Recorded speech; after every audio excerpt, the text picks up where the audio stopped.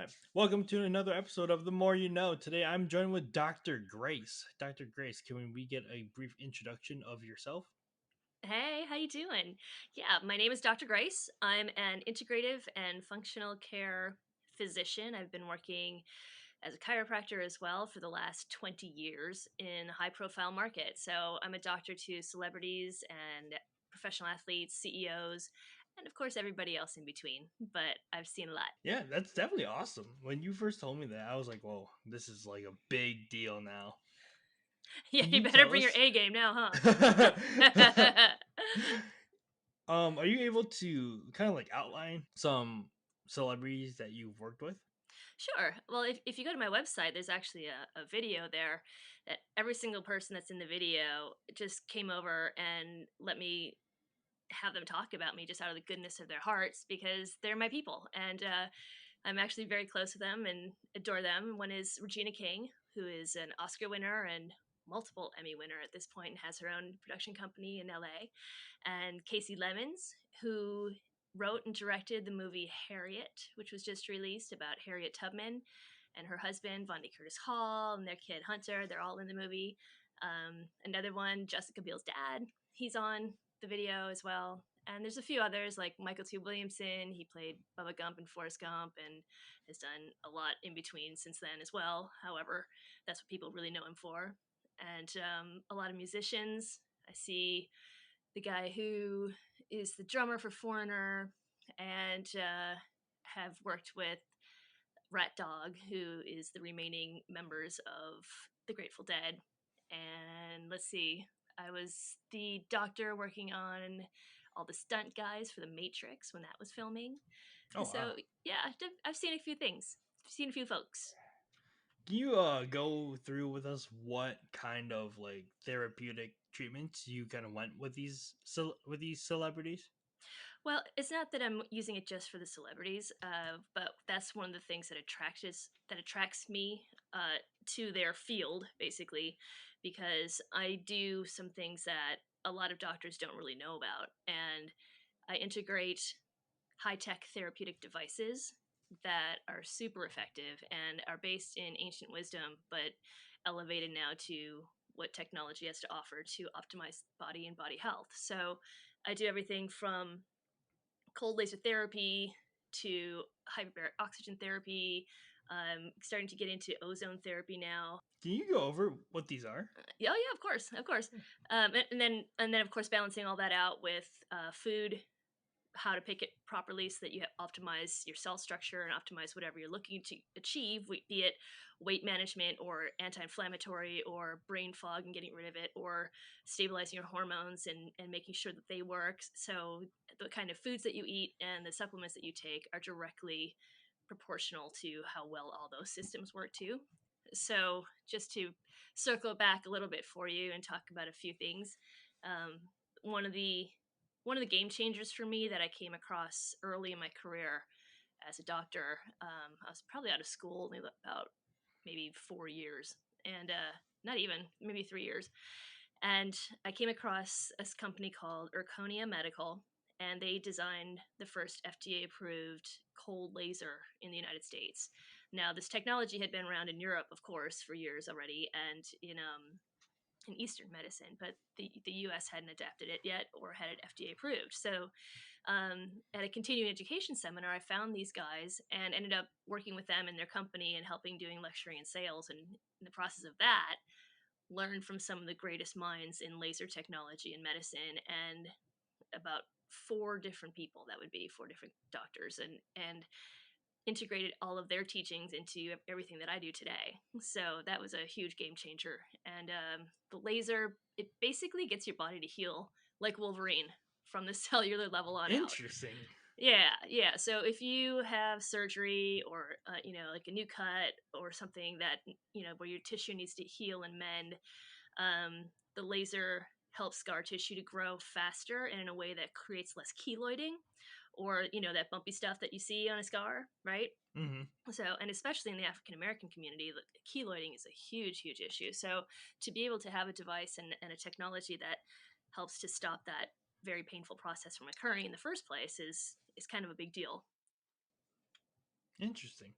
Is this getting popular more in the US, or is this like a very specific niche? It's still kind of nichey, but it's getting more press, and it's definitely getting more awareness in the vanity market. The same technology that is used for the laser that I have is the same technology used to help with um, like the laser fat surgery, they call it, Hmm. where it's not surgery, but it's laser treatment to help reduce fat cell accumulation. So Interesting. yeah, so in the cosmetics and vanity market, it's getting a little bit more press there. However, um, the sports market has known about this for a long time. A lot of the Olympic community as well as the professional athletics communities have been exposed to this more prevalently, I would say, especially in the last 7 years or so. I mean, back in the day when I was just getting started, it's when Terrell Owens was at the height of his career, and it was a Super Bowl that year, and he had gotten an ankle sprain, and it was like 3 weeks before the Super Bowl, so everybody was all up in arms that the star guy was hurt, and what were they going to do? And what most people didn't know is that he was given a hyperbaric oxygen therapy chamber as well as using the cold laser, and 3 weeks later he was out there playing. Yeah, not to mention, I'm sure he was getting shots and all the other crap that they do for the guys. However, this is what helps you to repair. So the faster you can repair, the better you can play. Interesting. Yeah. I've always been curious because, like, whenever I see sports injuries, say someone sprains their ankle, they tear their ACL, or they get some type of injury that gets them out for the game, but then the next game that you see them, they're back on the field. I've always been curious on how do they have that ability to get that type of treatment then and there to get back on the field like the following week. Yeah, well, that's where I come in. When you combine the healing powers that the body naturally has with a whole bunch of different technologies to amplify that healing process, not to mention anti-inflammatories and injections and all kinds of stuff that regular allopathic guys are going to do. Allopathic medicine meaning MDs, but things like super saturating the area with the vitamins that normally would be needed for repair, IV vitamin drips, prolotherapy, which is injections in the area, hyperbaric oxygen. Again, like I said, is a huge assistance for making things grow faster, getting the inflammation down, and repairing the area. And of course, the food that you eat, very specific movements that you make, and the laser, and that's just the thing. It's a team effort. It's a team approach and a full whole body approach. It's not just about if you hurt yourself and went to a PT and they're just going to do a bunch of exercises with you. You're not getting about 15 other things that these pro athletes are getting to be able to get right to the source of where the injury is, and make it heal faster. So the couple questions that I have for this is that are there any side effects of using these? Well, of course, everything has an awareness factor that you need to know about, but the side effects generally for the stuff that I use is little to none, honestly. Hyperbarics, you have to be a little bit more cautious because you can take in too much oxygen that can be toxic. But if the settings are correct, that's you'll be fine. Laser, there's no side effects at all. Not the cold laser that I use anyway. If it's set at 635 nanometers, and it's the whole purpose of the laser is to keep your body and your cells at the life phase of a cell. Because a cell, it's born, it lives, and it dies, just like everything else. That's how we regenerate, right? Hmm. So the laser, it doesn't really have any side effects. Your body just takes in what it needs, and when it doesn't, and it's saturated, that's that. And so most of the stuff that I do, the only side effect is that the direct effect is healing. You don't have the quote unquote side effects that you see in a lot of drugs, which are directly affecting how your liver is getting messed up and how you're having all those, symptoms that are directly correlated with the side effects that the drug can give you. So That's the good news about the stuff that I use. It's more designed to just amplify the body's ability to work better, and then what the body doesn't need, it just doesn't use. Interesting. Why do you think it's so nichey and not like a widespread use of it? Yeah, a lot of that I think still has to do with our healthcare system. Most of the perspective still is that we're a sick care system. We're not a healthcare system. So people aren't given access to learning more about proactive care. Instead, we are paying for insurance to pay for reactive care. Once you get the heart attack, then you want to be able to go to the hospital and have one of the best teams in the world is American doctors taking care of you. However, what have you been doing up to the time that heart attack happened? That's where I come in.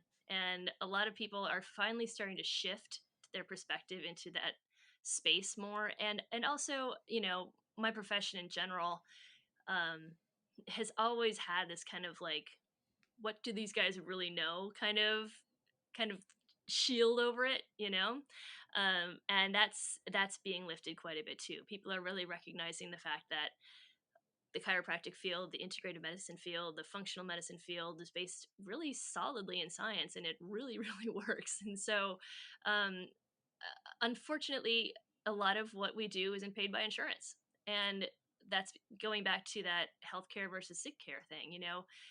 Big business and big pharma has Oh, the bigger influence on how you see a doctor, and including like when you go to see an MD, you're given a battery of exams that are always classically standard. They don't really deviate, and they don't really become case specific, right? The blood tests they do are just a baseline blood test that they do on everybody. Well, if you really want to find the underlying causes of stuff, you got to dig deeper. And the tests exist, and it's been done for decades. It's just not paid for by insurance. So that's what keeps it more niche as well. oh, Because, it's such a shame to hear that. yeah, well, you should Such a shame. you should work in the industry for 20 years, and you'll have a whole different perspective of what a shame means. Oh you know, man. but that's why I keep plugging forward, because that's what people need. This is what people need. What I do is what people need.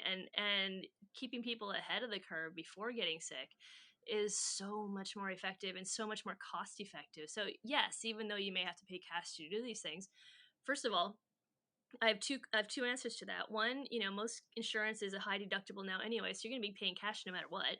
And two, what's really expensive? The food that Hmm. you're buying. When people are saying, "Oh, well, if you shop at Whole Foods and you buy the food there, it's so expensive." What's expensive is prescription medications. What's expensive is getting a heart attack or a stroke. That shit is expensive. That's when you have Yeah. to, you have the big Yeah. bills come in for that. And so, the little bits that you do over time, where you may pay like $1 or two more to get grass fed beef instead of that what I call cows from Cowschwitz, where they're just completely brutalized and murdered and given all kinds of antibiotics and hormones and all kinds of stuff that goes directly into you. That's a huge difference on how the outcome of your health is, not only for you but also the sustainability of our planet. So just making that tiny shift of $1 or $2 on the consciousness of the food choices that you're getting from local farmers and from non-processed foods, and from stuff that, like Jack LaLanne said back in the day, he said, if God didn't make it, don't eat it. I still believe Hmm. that. I learned about that at the Olympic Training Center when I was a kid, and I was there training for rhythmic gymnastics. I was the first Olympic level rhythmic gymnast in the state of Wisconsin, and that's kind of stuff that stayed with me all these years. So, you know, the expense of being conscious, I think, is far far less than people really really understand once you make that shift. I'm very glad. Well, first of all, I want to say thank you so much for all the work that you have done and like trying to spread the word of like being proactive within your life to live a healthier lifestyle so that you can prevent things from happening in the future. And Thanks a lot. I'm very glad that you brought this topic up because this is something that I've seen myself kind of transitioning to too. Um, I recently have started kind of going a more on like a health kick and going more of a natural and organic route. I know that last week I made hamburgers for the first time, and I called out my friend to see if he had like any good recipes for me, and he suggested that I get grass-fed beef instead of like the Yep. original beef, and he said that there's like a taste difference in it. Can you kind of walk through the difference of like the difference between grass-fed and like the benefits of eating grass-fed beef versus the or versus the generic beef that you would buy? Sure, of course.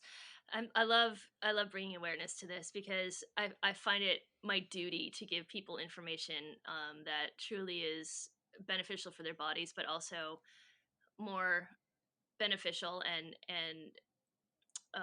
what's the word I'm looking for? Compassionate to the animals that literally are giving their lives to us. So, the first thing I want to say is if you are going to eat meat, only choose meat from sources where the farm and the animals on that farm, that animal that you that have on your plate, will only see one bad day. That's the best thing that you can do to not only honor the animal, that farmer, but also your body. So that animal should be able to run around in the pastures, do what cows do. People don't realize this, but cows are really smart, and they stay together in herds, and they're actually almost like dogs in a way. When you really get closer to just interacting with them, they understand a lot, and the thing that's the biggest difference about the grass fed versus a corn fed or a grain fed animal, or a cow in particular, cows have four stomachs. And the reason they have four stomachs is so that they can digest grass, because that's what they're supposed to eat. That's what they're designed to eat on this planet. They're supposed to eat grass. So you talk to somebody from New Zealand, and they'll come here and be like, "What? Why are you people making such a big deal out of people eating grass fed meat? Like that's all they ever eat in our country because that's what they're supposed to eat. What's the big deal?" Like some other countries don't even see that there is a difference because other countries haven't overly manufactured and overly processed animals. And that is something that is a huge issue for us in the United States. So not only does the digestion of the animal, the cow, the digestion of the cow is more efficient, and therefore the nutrients it gets into its own system are much more dense, which means that once the animal is killed and slaughtered and butchered, you will get all those good nutrients in the meat because it ate what it was supposed to and it gets all the nutrients out, right? Mhm. It'd be like you and I if all we ate all the time was spam. Oh I mean, God. right? Exactly. Oh We are not designed to eat that shit. wow.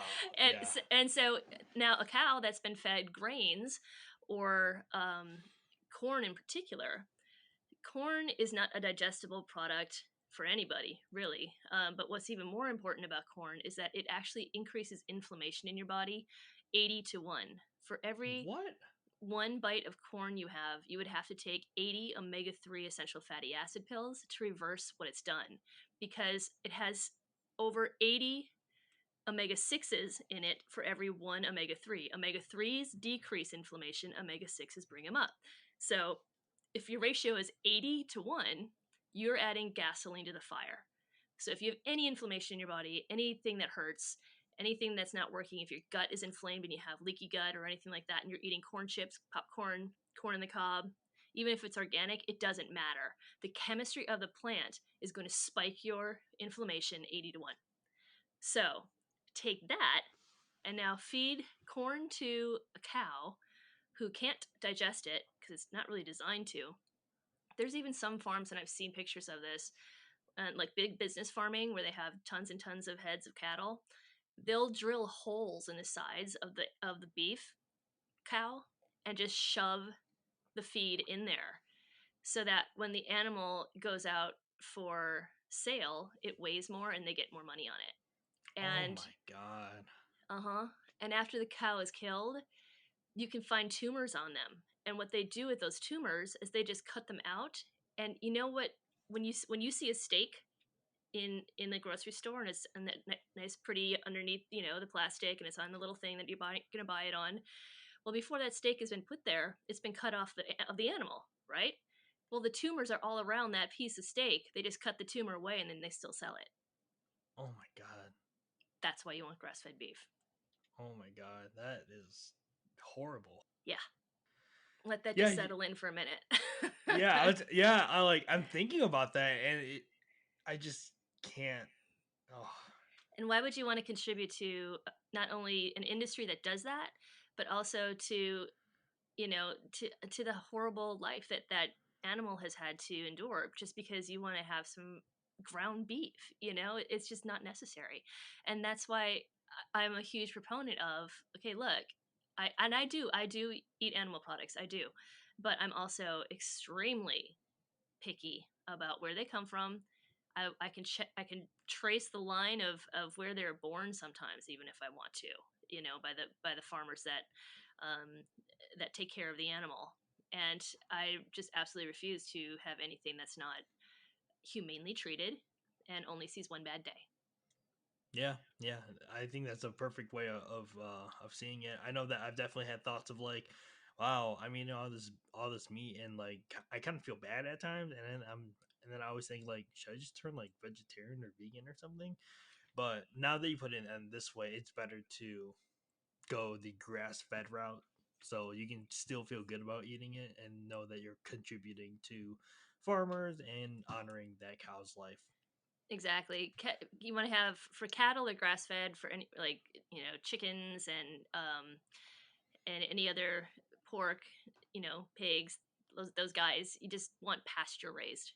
You got to look for pasture raised because that means that they're actually out in a pasture playing around outside in the grass. And otherwise, if it just says that like cage free or free range for a chicken, then that means that they were just in a huge warehouse that may never have, but they may never have actually had their feet on the ground and eating grubs and doing what chickens do. You feel me? God, yeah. So you want to look for the pasture raised guys, and then just look in your local markets. The United States has a really large farming community, and you can pretty much find farm to table restaurants and actual farms in almost every state of the union. So and definitely within a 24-hour driving area. So it shouldn't be Hmm. that hard to have a consciousness behind the foods that you're choosing, which is exactly why I talk about the stuff I do. Gotcha.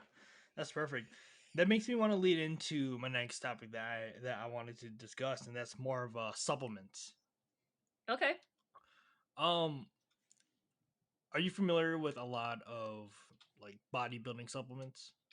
Not so much. Not too much. A lot of those, for me, are um, marketing tools Indeed. more so than cellular repair kind of things. I'm not an exercise physiologist, bodybuilding specialist. I mean, there are guys that are out there that do exactly that, but my specialty is more in cellular repair and peak athletic performance. So, how do you how do you get more out of your stamina? How do you get more out of your repair? How do you get more Gotcha. energy? That's the kind of stuff that I'm more familiar with. Okay. But certainly things that are in GNC or in the bodybuilding market, they're not even on my radar. Sorry. Gotcha. Yeah, Yeah. I was gonna say because for me, I've been trying to take a more natural approach to my supplementation. I used to take pre-workout a lot before I work out, just for energy. I used to take the whey protein from like the ultra processed type of protein. So recently, I switched to plant-based protein, more That's awesome. organic, Yeah. but it's big big difference in taste and like the feeling of the Mm, taste. yeah. It's it's more Yeah. chalky that Yeah. that that I found out. Yeah. That can Um, happen. That can happen. So what I would do is you can smooth out that flavor a little bit with things like I juice lemons and ginger together, mm, and that's really really good for keeping lactic acid down, for keeping your liver going nice, and actually really great for your skin and alkalizing your body in general too. But if you take like 6 lemons and peel them, and then take ginger like the size of your entire hand, like a fan of ginger like Oh that, wow. yeah, and then juice it all together and put it in a container as a concentrate, like a squirty bottle kind of thing, and just keep it in the fridge, and you just keep squirting it into your drink Oh, when you make it, and it really smooths out the flavors, and it gives you also that alkalinity, which is super super helpful for repair and for keeping lactic acid down. definitely noted on that part. I I've been wanting to get into juicing for a while. I've been looking for the perfect juicer, but Uh-huh. I Yep. can't. I'm trying to find one that's like affordable, but Oh yeah. also effective too. Yeah, Because I yeah. know that No. there's two variations of it. Yeah, well, I actually own a juice bar, so I've got Oh lots of wow. information about this one too. Oh wow. So yeah, I've got a trademark cleanse, and so I designed food for people and was cooking it for them in LA and in San Francisco, where I had my my practice there when I was there for 18 years. And when I moved to the Midwest and brought my information with me here, the first thing I did was actually open a juice bar, because just selfishly, I just didn't want to have to make it every time I got up in the morning. I wanted to have a place where I could go and, I can get my juices and stuff. So when you're looking at juicing, yeah, there's two different kinds. There's the masticating juicer and there's the centrifugal.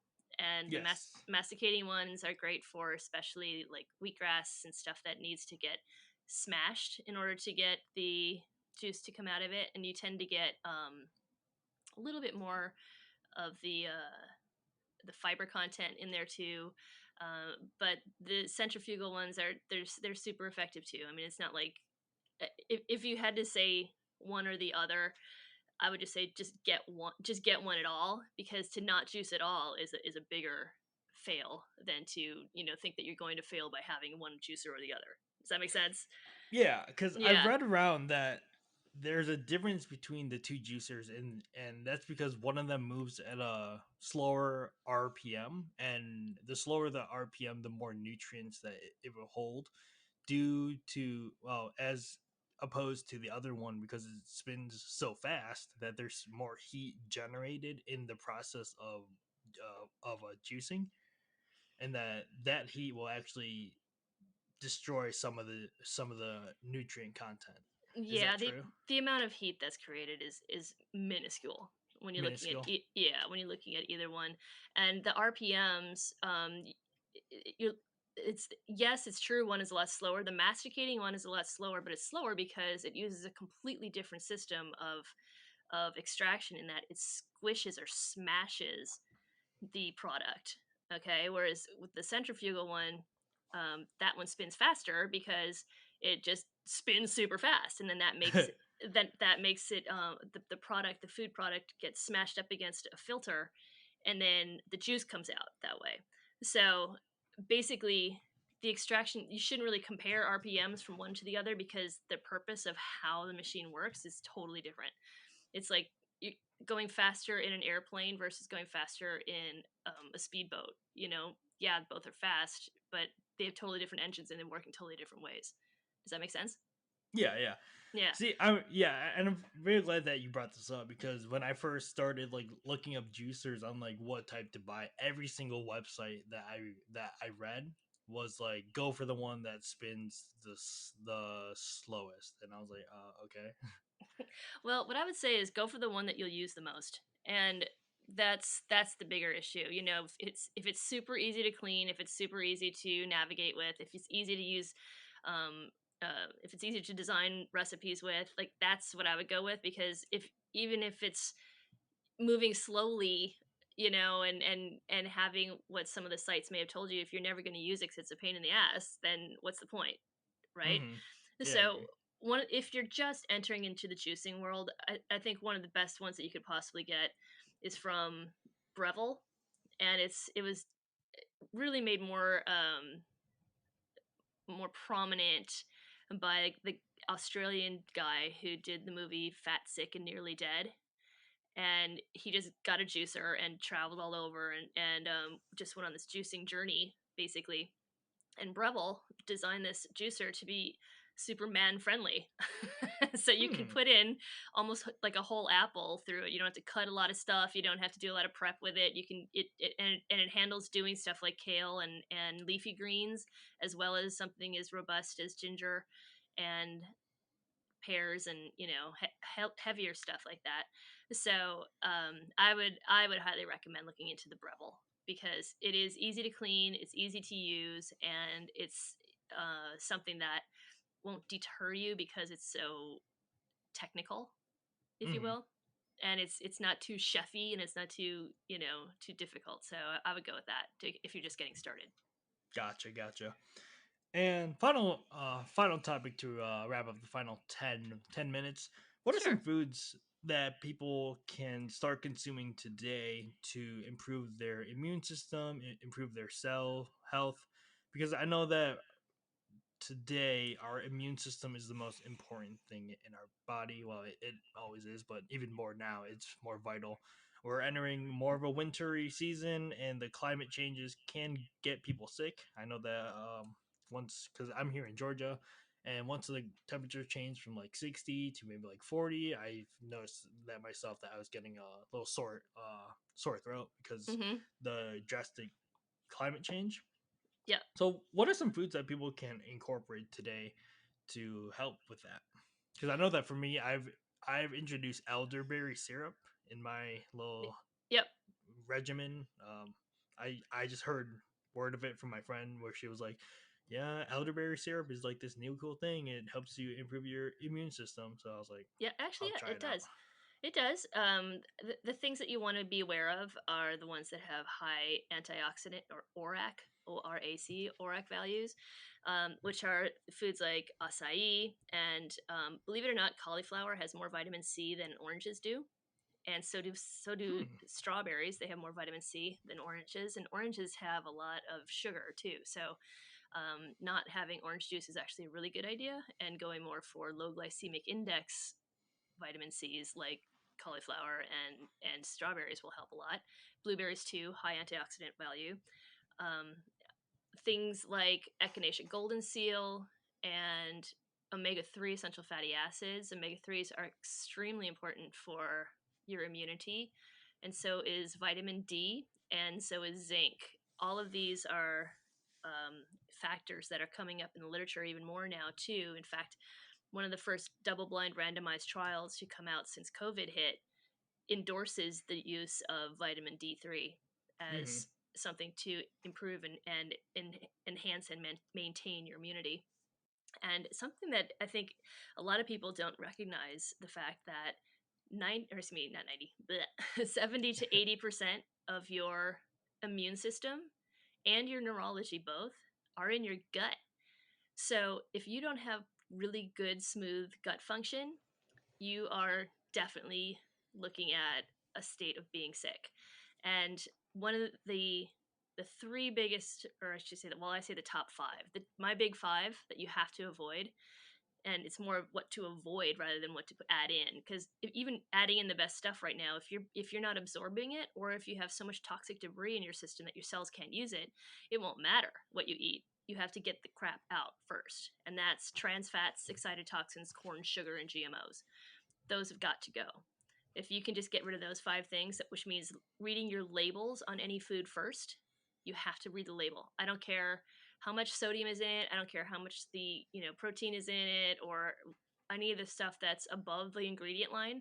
You have to read the ingredient line first and see if it has MSG or corn or anything hydrolyzed and hydrogenated and anything manufactured. Basically, if the ingredient list is like 2 inches long, it should be about a quarter of an inch or less. If you can't pronounce it, you shouldn't be eating it. So, If there's some scientific words in there, stay yeah, if there's a lot of hyphens and shit you can't say, yeah, then just don't eat it. It's just away. not helping. It's just not helping. So, that's all those things are destroying your gut and your cell structure. So it's not allowing for nutrients to get in and for waste products to get out. And of course, the GMOs, the corn, we just discussed that and why that's bad. And sugar, you want to get that's the next thing you do look at on the label after the ingredients, and you want to try to stay 5 grams or less, because sugar keeps your body in a very acidic state rather than alkaline. And the more acidic you are, the more bad guy it can grow, like a bacteria or a virus or a parasite or a cancer cell or whatever. The more acidic you are, the more the more those things can just like grow like crazy and multiply. But the more alkaline you are, then you've got a fighting chance. So that's why oxygen therapy is also really helpful for that too, because the more oxygen rich and alkaline rich your body is, the less those guys can grow. So the less sick you'll be, and the less of the big four can occur, which is diabetes and heart disease and obesity and cancer. All of those can be decreased by just looking at your labels and eating right. Yeah, yeah, I definitely agree with that. I know that for me now, I've been more aware of what I've been consuming into my body, so I'm actively reading my labels now, and I'm okay with forking over the extra $1 or $2 for the more healthier choice. And I know that you did mention I know you mentioned mineral blocking. So there's one thing that I kind of hear a lot is that white rice is better than brown rice. Can you do you have a lot of information on that part? Do you Uh, confirm if that's true or not? No, I don't agree with that at all. Honestly, the closer you can, if you're going to do grains at all, I mean, I recommend only doing grains maybe once a week anyway, because they are really rough on the gut and lead to a lot of inflammatory spikes and processes. But brown rice tends to be more from its original source and unprocessed. A lot of white rices are very processed, and both. I mean, it depends. You know, both of them can get overprocessed, but the bottom line is you want to at least go in that direction so you're getting a more of a gluten-free grain, because that will stop a lot of the bowel inflammation issues that we have as well. Gotcha. Yeah, because I know that people do argue that white rice is better than brown rice because I can't really. I'm forgetting the name of the acid that it has in it, but they claim, well, they say that it's like that it's like a vitamin or nutrient blocking acid. So Right. I'm not. I don't know if that's like true on like the scientific level, but Yeah, I would have to look that one up, and then once I saw what the science is that you're referring to, I could tell you if it's correct or not. It's not something that's particularly on my radar at the moment. I would have to look into it. However, just from the perspective of whole grain, plant based, earth based eating, the brown rice tends to have more nutrient value, and anything with a deep dark color like that is a color because it has a lot of mineral content and a lot of macronutrient to it. So um, that's that's the best I could contribute to that to that perspective, gotcha. of that without reading the Yeah. actual science you're talking about. It, I'd have to read the studies, and then I could get back to you. And then, as a closing thing, if there's one thing that people can walk away with this in, what's some foods that people can start buying today at the grocery store on their weekly grocery run that they can help improve their entire body? Just some random foods, Avocados, lemon delicious. ginger, like I told you, the lemon ginger juicing situation. I've been obsessed with rainbow carrots recently because it's that time of year, and eat seasonally. If there's anything I could say, I would say eat seasonally. Like right, this time of year, you're not supposed to be eating a bunch of berries and stuff because that season is over. We're going into winter now, and so now we're looking at the big heavy leafy greens, and just your stick to the outer edge of the grocery store around the walls more so than going towards the inner part, because the outer stuff is where the produce is and the live things and the things that can really help you.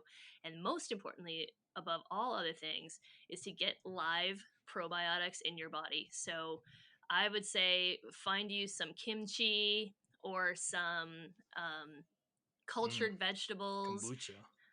Yeah, kombucha is great. Kavita is great. Kavita is even better because it's made with the bacterial source that your gut needs. If you're not doing a live probiotic from the actual food as it's still alive, you are missing a giant part of your gut health, your immunity, and your body's health.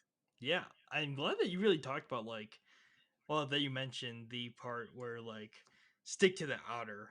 edges of the grocery store. Because like now that I really think about that, that is where like all the healthy stuff is, and like all the processed stuff is in the middle in the aisles. Yeah, exactly. Wow, Exactly. that's crazy. Where can our listeners find you? Thanks for asking. You can find me on my website. It's sainrx.com. That's S as in Sam, AINRX, sainrx.com. My name is Dr. Grace. My last name is Hammeister, which is why I go by Dr. Grace, because a lot of people usually can't say it properly. But if you Google me, you'll find it. And of course, what I'm really excited about is this Thursday, November 5th, I am launching my podcast called Uncommon Medicine. And the is in brackets because what's very common to me and what I've seen for many years as being super effective and working really well scientifically and clinically is still much unknown to the general population. So I want to change that. And I've created a podcast called Uncommon Medicine, and we'll be talking about exactly the kind of stuff we did talk about today, and then also bringing in some science, celebrity, and uncommon solutions that will just make it a little bit more entertaining and fun instead of just a doctor show that talks about synapses and gut stuff all the time. We want to have fun too. So yeah, so it's Uncommon Medicine. And that's the website. I'm on Insta at Uncommon Med, and Facebook is at Uncommon Medicine. I'll definitely link these in the description of this podcast. Thank you so much, Dr. Grace, for coming on the show. I definitely would love to have you back on the show. Because for me, like healthy lifestyle is something that is essential to my life right now. And there's so much that I want to integrate into my life, and I would love to talk to you more about those in the future to come. Sure, I'm always here for you, Brian. Just let me know. Thank you so much. I appreciate it so much. Thank you so much for coming on. Thanks. Had a great time. Thanks, Brian.